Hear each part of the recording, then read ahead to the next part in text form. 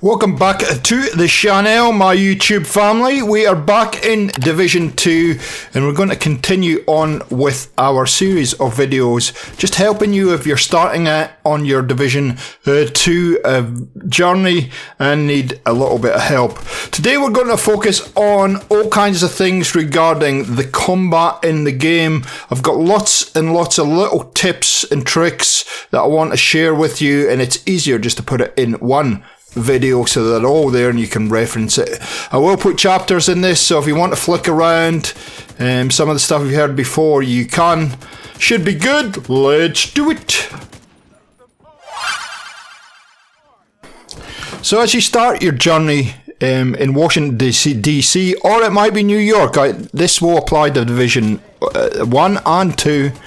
The first thing that I encourage you to do, the very important thing that I encourage you to do, is pick up as many different weapons as you can and try them. Try all the different weapons that you get access to as you push through the game in the early stages. And what you're looking for is what gun or what gun combinations are going to suit your play style. Now, I would also encourage you to keep a very, very open mind on what kind of play style you're going to utilize in the Division games. I have a certain style that I play in many shooters, and I've found in recent weeks that I've completely gone away with that and started experimenting with different weapon combinations, and I've had a lot of success. So that's why I encourage you to try all the different guns you can, all the different weapons, all the different combinations, and eventually what you're going to find is some guns you're going to say, nah, it just doesn't work for me. Other weapons you're going to say, I like that. So find that weapon or group of weapons that you like. Once you find that weapon or weapons that you like, then start paying attention to what the statistics on the weapon or weapons are. Is it a high damage, low fire rate? Is it a low damage, high fire rate? Are you looking at weapons that are up close and personal, like SMGs and shotguns, or are you looking for something that's a little bit more mid-range, like a assault rifle?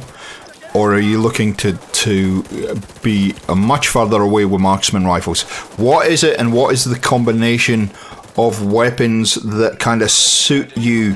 Where is it? Is it like an LMG? LMG has kind of fairly good damage, reasonable fire rate, but the ammunition clip is very, very high, so you can decimate groups of enemies. Is it an SMG, where you're really being aggressive? You've got an aggressive playstyle and you're getting in people's faces and you're just mowing people down.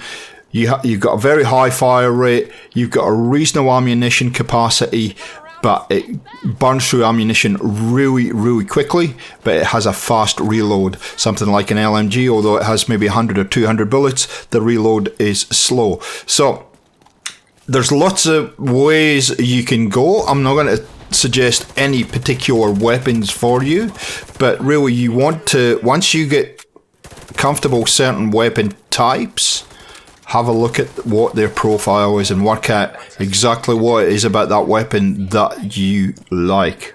It will help you a lot.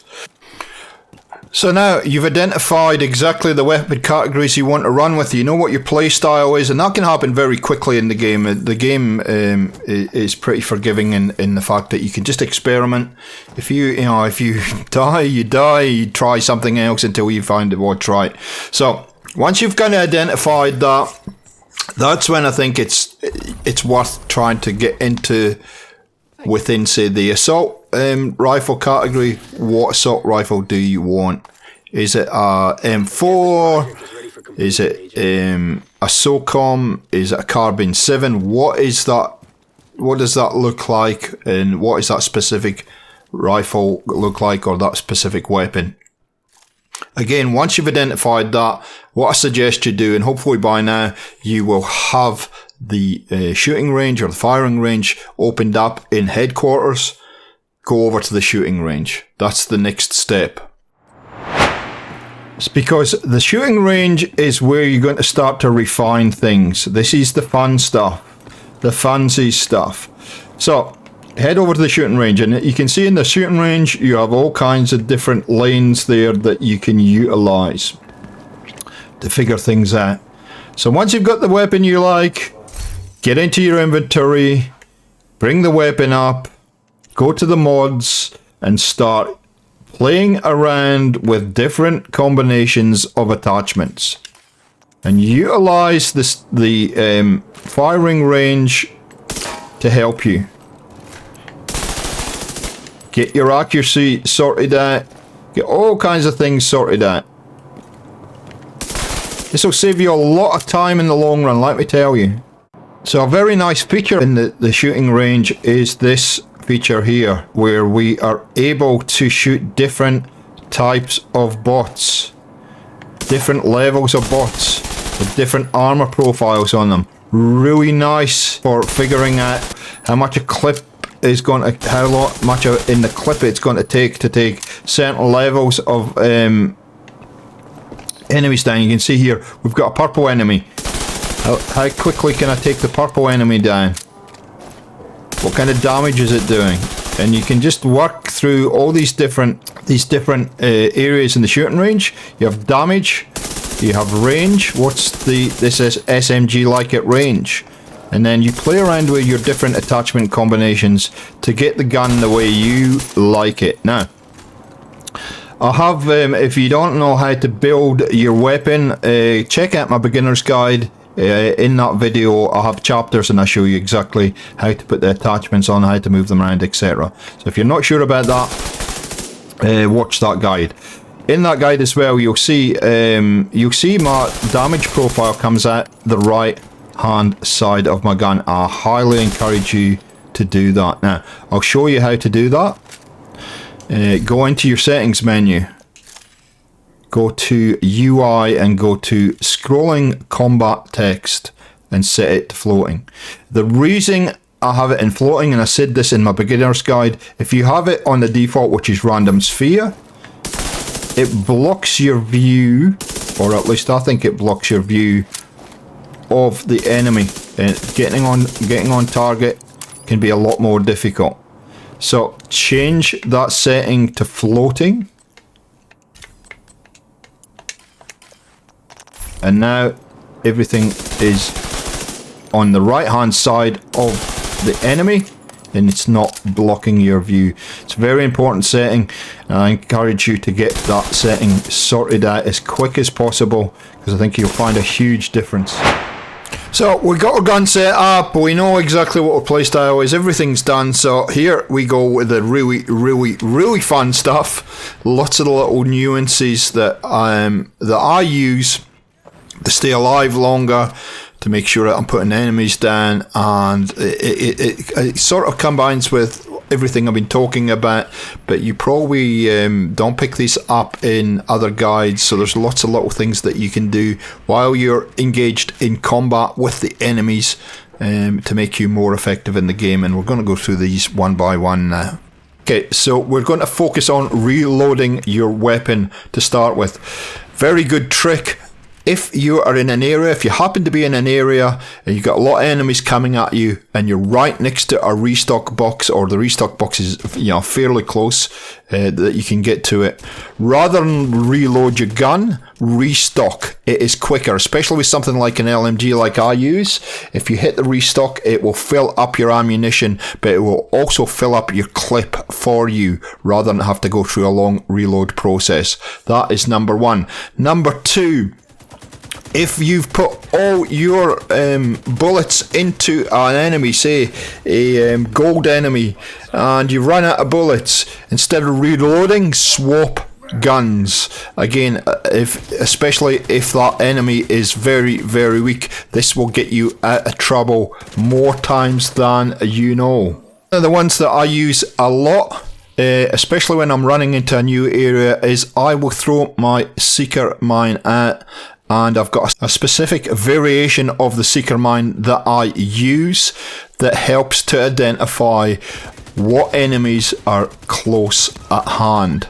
And this again is a great little tool, which I don't think that's the way it was designed, but it straight away identifies all the enemies in immediate vicinity, and therefore you're not going to go running in and get gunned from every single angle.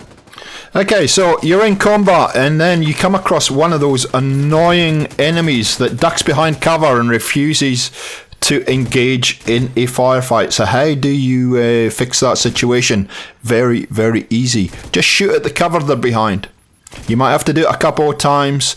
Just spray a couple of bullets in, spray another couple of bullets in. Eventually they'll pop their head up and you'll be able to take care of them virtually straight away. You just need to be a little bit patient, keep shooting at the cover, and bingo, you've got them. So if shooting the barricade doesn't work, or the enemy's just taking too long to pop up above the cover, the other thing of course you can do is just use the good old grenade, and you don't even have to hit the enemy, just throw it in their general direction and it will get them to either pop up, or generally what they'll do is they'll try and move to another cover to avoid it, and it gives you an opportunity to kill them. While we're talking about cover, if you want to know how to use cover effectively, again, watch my beginner's guide. I'll go through that and to talk to you about how cover works. But one of the big things when you're in a firefight with enemies is not to stay in the same place all the time if you can help it, especially if you've got an open area, a big area, there's very little cover to be had and you've got a lot of enemies coming at you. Moving around and changing position, getting a better angle and keeping them guessing where exactly you are will keep you alive a lot longer, and it will mean that you can be you can get areas cleared. And I'd also say just take your time, unless you've got a very aggressive kind of play style. And again, I think in this game you're going to have to vary your play style depending on the situation. It's very situation dependent, but sometimes you just got to change cover positions, take your time, just work through one enemy at a time. And again, selecting the right enemies at the right time to kill is a very important thing. If you're selecting the wrong enemy and you're allowing the other enemies in the immediate area to take pot shots at you for different angles, then you're going to die. So the selection of enemies that you're up against and the order that you get rid of them is a very important skill to learn. It goes without saying as well, select your cover carefully. Higher ground is always good. Like I said earlier, if you're near a restock point, all the better. But try and select something where enemies are not going to come behind you or can't get in behind you. If you've got kind of wall or a building behind you is a good place to be, or in a doorway where they're moving towards you, in a building doorway, various things. But selecting what cover you're behind and where you're actually located is as important as changing your cover.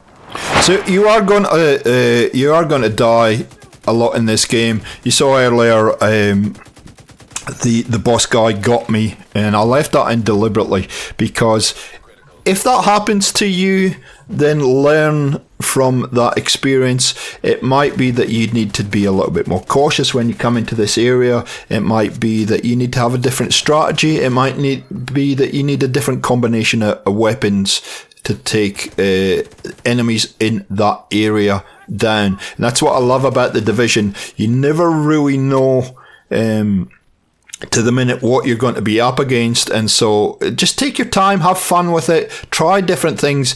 Don't be afraid to fail, don't be afraid to be killed. There's no real penalty for it apart from the areas where there's a no respawn area, but again, there's no biggie. Find what works for you and find the approach that you need to take in different areas. there are going to be areas in this game where you are going to be up against it with lots and lots of different enemies coming at you, and you just need to find that balance of how you approach different situations.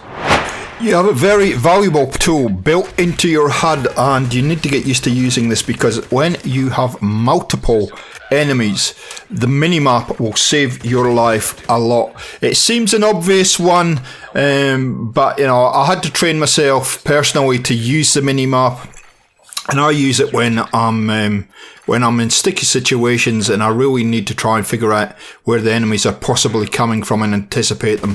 So make sure that you're checking, especially when you're in combat, make sure you're checking your minimap. It's a very good tool, and it will show you the direction of where your enemies are. And we said earlier about having you're using cover effectively, and maybe having a building behind you where the enemy can only come from the front and left and right. But be checking your minimap, because it'll help with your positioning, and it'll mean that you'll stay alive a lot longer, and you'll be able to tackle the enemies with not too much of a fuss. Now, all the enemies that you are going to face in this game, the large majority of them have weak points, or at least there are several that have weak points. Now, that is a whole different video. I could do a whole video on that, and it would last an hour talking about the different enemies and different weak points. But just be aware that different enemies have different weak points. The suicide bomber that has a little light on the top of them, the one that runs at you, where you shoot, if you shoot at the light, that'll get rid of them. There's others that have canisters, red canisters on their back. If you shoot at the canister, that'll explode and kill them. So be looking out for the weak points. Now, I'm going to link a video that Ubisoft put out regarding this if you want to learn more, but always be looking for those weak points, learn those weak points, and again, you'll be able to put enemies down much quicker, and yeah, you're going to stay around a lot longer. Okay, I want to talk a little bit about control points for a minute, because there is a very nice little strategy that you can employ with control points that will mean that you can take a control point fairly easily, and that is that when you're on your way to a control point, you identify the control point, find a spot just inside the boundary where you can't be seen, and then call in your reinforcements straight away. And the reason I say that is because if you do that, the reinforcements will get there much quicker, and you'll find that you're taking the control point is going to be an absolute breeze if you call in your reinforcement early. Now, there is a caveat to this. Sometimes when you do that, if you're depending on how close your reinforcements are, there might be a situation where they run into enemies as they're trying to get to you, so they might be delayed. Most of the time that doesn't happen. Occasionally it will. If you have some situational awareness as you're coming towards the control point and you actually see some friendlies there, then they're going to get to you quickly. But sometimes it doesn't always work, so I just wanted to put it in there in case you say, well, I tried the technique G4, but I still had to spend a lot of time fighting enemies before I got back up. That will happen sometimes, occasionally. So there you go, everyone. That's all I have to say on essential combat skills for The Division 2. This guide is here to help. That's what we do on this channel. We try and help gamers. I've always been of the philosophy, if I learn things and I can pass that on and it makes your gaming experience a little bit better, a little bit easier, then I want to do that. So if you've enjoyed this video, or if you have learned a few things, I would love to hear from you. I'd love to hear your experiences in The Division. Of course, if you've got any tips that you think I've missed, or you can add to the list, I would love to hear from you. I'm always open to learning new things in games. I don't purport to know everything, but I have a lot of knowledge to impart on you. So I hope it's been useful. If it has, a like rating's always appreciated. Get out there, get into it, and enjoy The Division 2, and we'll catch you next time on Gaming for XP. I'll see ya!